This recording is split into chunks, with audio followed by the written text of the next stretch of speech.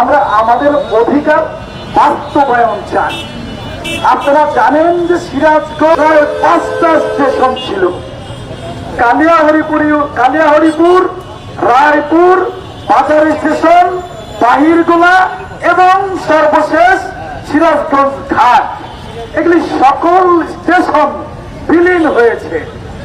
আজকে এই সিরাজগঞ্জবাসী বিভিন্ন সময় আন্দোলন করেছে যে আমাদের সিরাজগঞ্জের রেলকে বাঁচাতে হবে। কেন বাঁচাতে হবে? যে সিরাজগঞ্জে ঐতিহ্যই ছিল রেল। সিরাজগঞ্জ থেকে আমরা যখন ছোট্টবেলায় দেখতাম বাহিরগোলা স্টেশন থেকে সরাসরি কলকাতায় যেত সিরাজগঞ্জের ট্রেন। আজকে সেই ট্রেনগুলি ধ্বংসের পথে। আমি আপনাদেরকে বলতে চাই যে একসময় নতুন একটি প্ল্যান হলো সিরাজগঞ্জের যমুনা সেতু হয়ে সিরাজগঞ্জের বাহিরগোলা দিয়ে বগুড়ার পুরাতন রোড দিয়ে সেটি যাবে বগুড়াতে। কিন্তু আমরা দেখলাম হঠাৎ করে কার ইশারায়, কার নামে স্টেশন করার জন্য সেই শহীদাবাদের ওই সাইডে একটি স্টেশন করা হলো, সিরাজগঞ্জকে বাইপাস করা হলো। এটা আমাদের জন্য অত্যন্ত ক্ষতিকারক। তার পরবর্তী সময় থেকে আমরা আন্দোলন করেছি রেলের জন্য। আপনারা জানেন যে সিরাজগঞ্জে একটি সরাসরি এক্সপ্রেস ট্রেন ছিল, সেটিও বন্ধ হয়েছিল। আমরা 5ই আগস্টের পর আমরা সিরাজগঞ্জের ছাত্রছাত্রীদেরকে নিয়ে এবং সর্বশ্রেণীর মানুষদেরকে নিয়ে আন্দোলন করেছিলাম যে সিরাজগঞ্জের একমাত্র ট্রেন যেটি ঢাকাতে যেত, সিরাজগঞ্জের এক্সপ্রেস, এটি কেন বন্ধ হয়ে গেল? দ্রুততম সময়ের মধ্যে এটা চালু করতে হবে। এবং আমাদের আন্দোলনের কারণে ট্রেনটি চালু হয়েছে ঠিকই, কিন্তু আমরা মনে হয় সিরাজগঞ্জের মানুষ ভিক্ষুক। আমাদেরকে যে সিরাজগঞ্জের ট্রেনটি দেওয়া হয়েছে সেই ট্রেনটিও অত্যন্ত ভঙ্গুর ভাবে চলে। এবং এই ট্রেন যখন সিরাজগঞ্জ থেকে ছাড়ে প্রত্যেকটা ট্রেনকে সাইড দিতে হয়, প্রত্যেকটা ট্রেনকে সাইড দিয়ে তারপরে ঢাকায় যেতে হয়। সে কারণে ব্যবসায়ীরা ঢাকায় যাবে, চাকরিজীবীরা ঢাকায় যাবে, সেটা আর বাস্তবায়ন হয় না। তাই আমি নতুন করে বলতে চাই, সিরাজগঞ্জের পক্ষ থেকে আমরা অনেক আন্দোলন করেছি, অনেক সংগ্রাম করেছি, অনেক রক্ত দিয়েছি। আমরা বলতে চাই বাংলাদেশে যে নতুন ট্রেনগুলি আসবে সেই ট্রেনের মধ্যে সিরাজগঞ্জের এক্সপ্রেস টিউ, আমরা নতুন ট্রেন চাই। সিরাজগঞ্জবাসীর এটা দাবি। প্রিয় ভাই ও বোনেরা আমার, আজকে আমাদের একটি মূল দাবি হচ্ছে কি? এখানে মূল দাবি হচ্ছে যে সিরাজগঞ্জ টু বগুড়া যে ট্রেন লাইনটি হয়েছে, আমাদের দাবি পুরাপুরি ছিল আমাদের সিরাজগঞ্জকে টাচ করতে হবে।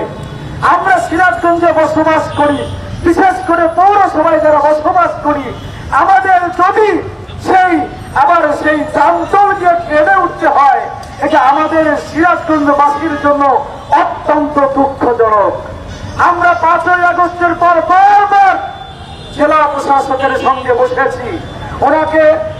উনি আমাকে ম্যাপ দেখিয়েছেন, ম্যাপ দেখেছি, ম্যাপের মধ্যে আছে কালিয়াহরিপুর ইউনিয়ন হয়ে শিয়ালখোলের ভিতর দিয়ে ওই আপনার চান্দাইগুনা হয়ে বগুড়াতে যাবে। আমি ডিসি সাহেবকে অনুরোধ করেছিলাম এই ম্যাপের মধ্যে শুধু কিছুই করতে হবে না, শুধু একটু 2 কিলোমিটার, জাস্ট 2 কিলোমিটার রায়পুরের মধ্যে জংশন করার জন্য ঢুকিয়ে দেবেন। সেদিন আশ্বস্ত করা হয়েছিল, রেল কর্তৃপক্ষের পক্ষ থেকেও আমাদেরকে বলা হয়েছিল এটা যদি ম্যাপ কোনো পরিবর্তন করা যায় আমরা করব ইনশাআল্লাহ। আমরা দেখলাম জমি অধিগ্রহণ করা হলো, 7 ধারায় নোটিশ দেওয়া হলো, কিন্তু আমাদের দাবি বাস্তবায়ন হলো না। আজকে আশ্বস্ততার সঙ্গে বলতে চাই, বর্তমান বাংলাদেশের মাননীয় প্রধানমন্ত্রী উনি বগুড়ায় ঘোষণা করেছেন দ্রুততম সময়ের মধ্যে সিরাজগঞ্জ টু বগুড়ার ট্রেন চালু করতে হবে। উনি যখন পরবর্তী সময়ে রেল কর্তৃপক্ষের সঙ্গে বসেছিলেন, ওইখানে আলোচনা করেছেন এটা বগুড়া শহরের মধ্যে গলিতে যাবে শহরের বাইরে দিয়ে, এটাকে রিভাইজ করতে হবে। যেহেতু রিভাইজ করার সুযোগ আছে, সেই সুযোগ গ্রহণ করে আমরা স্পষ্ট ভাষায় সিরাজগঞ্জের পক্ষ থেকে বলতে চাই, যেহেতু মাননীয় প্রধানমন্ত্রী রিভাইজ করার নির্দেশনা দিয়েছেন, আমরা চাই সিরাজগঞ্জের যে জংশনটা, এই জংশনটা রায়পুরে করতে হবে। ওই রিভাইজের সঙ্গে আমাদের এই জংশনটা রায়পুরে করতে হবে। তাহলে কি হবে? আমাদের সিরাজগঞ্জের মানুষ সুবিধা পাবে। ট্রেনের যাতায়াত অনেক সুবিধাজনক, মানুষ ট্রেনে চড়তে চায়, ট্রেনে করে মালামাল ঢাকার দিকে নিয়ে যেতে চায়। তাহলে মালামালের যে পণ্যের মূল্য, সেটাও হ্রাস পাবে, খরচ কমে যাবে। সরকারের উচিত যেহেতু ট্রেনে পণ্য চলাচল করলে সাশ্রয় হবে, পণ্যের মূল্য কমে যাবে, সেই কারণে আমি সরকারের কাছে আগে প্রথমেই দাবি করতে চাই, এই রায়পুরকে আমাদের এটা প্রাণের দাবি, সিরাজগঞ্জবাসীর প্রাণের দাবি হচ্ছে রায়পুরে জংশন করতে হবে।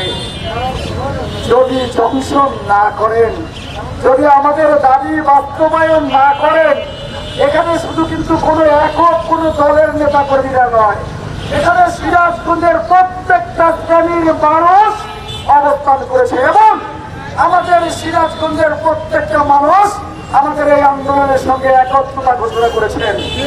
এবং আমাদের যে সিরাজগঞ্জের কৃতি সন্তান ইকবাল হাসান মাহমুদ টুকু ভাই, যিনি আমাদের মাননীয় মন্ত্রী, ওনার সঙ্গেও কথা বলেছি, উনিও আমাদেরকে বলেছে তোমরা তোমাদের মতো আওয়াজ তোলো, বাস্তবায়ন করার দায়িত্ব আমার, প্রধানমন্ত্রীর কাছে যাওয়ার দায়িত্ব আমার ইনশাআল্লাহ।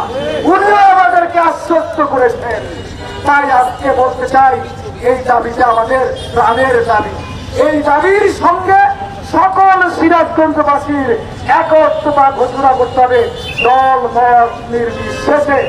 যারা এই সিরাজগঞ্জের এই উপকারটি চান, আমাদের সঙ্গে রাজপথে থাকতে হবে। আমরা কোনো আন্দোলন করব না, আমরা ন্যায্য আন্দোলন করব, আমরা কোনো ক্ষতিগ্রস্ত আন্দোলন করব না, আমরা শান্তিপূর্ণ আমাদের দাবি উপস্থাপনের মধ্য দিয়ে আমাদের প্রাণের দাবি বাস্তবায়ন করতে চাই। প্রিয় ভাই বোনেরা আমার, দেখেন যমুনা সেতুর উপরে একটি রেল সেতু হয়েছে, অনেক কোটি টাকা খরচ করে রেল সেতু করেছে, এর জন্য আমাদের সময় কম লাগে। কিন্তু সরকারের কাছে আমার দাবি, যমুনার পশ্চিম পাড়েও ডাবল লাইন করতে হবে, যমুনার পূর্ব সাইডেও ডাবল লাইন করতে হবে। ডাবল লাইন করলে রেলের যোগাযোগটা ভালো হবে, মানুষ শান্তিপূর্ণভাবে নিরাপদভাবে ট্রেনে যাতায়াত করতে পারবে। সেই জন্য এই দাবি উপস্থাপন করে আমি আমার বক্তব্য এখানে শেষ করছি। পাশাপাশি সকল সিরাজগঞ্জবাসীকে এই যৌক্তিক আন্দোলনে ঐক্যবদ্ধ হওয়ার জন্য আহ্বান জানিয়ে বক্তব্য শেষ করছি। সবাই ভালো থাকবেন, সুস্থ থাকবেন। আসসালামু আলাইকুম।